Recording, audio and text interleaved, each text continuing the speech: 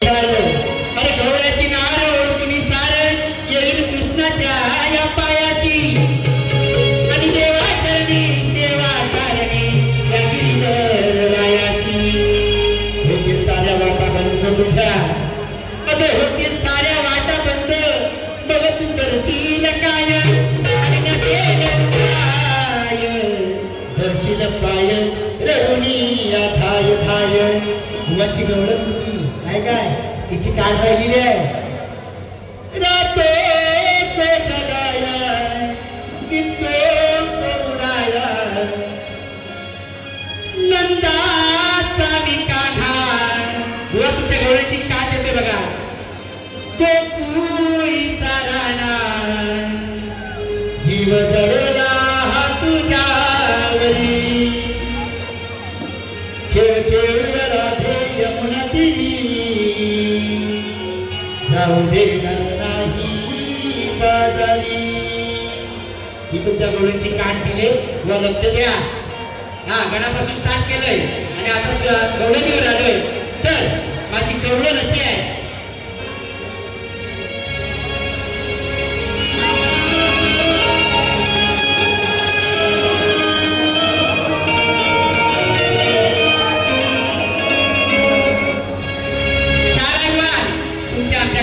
बसलेली चालत अगं चपकन बाई गवळण पडली ऐकलं का कधी ऐकलं कुणी कुणी हात वरती करे बघे हात करा अगं चपकन बाई गवळण पडली काठावर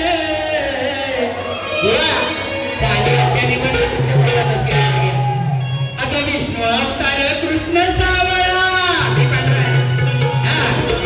तसा त्यांनी बाहेर म्हणतो तसं दिसतोय तसा म्हणून अगे राधे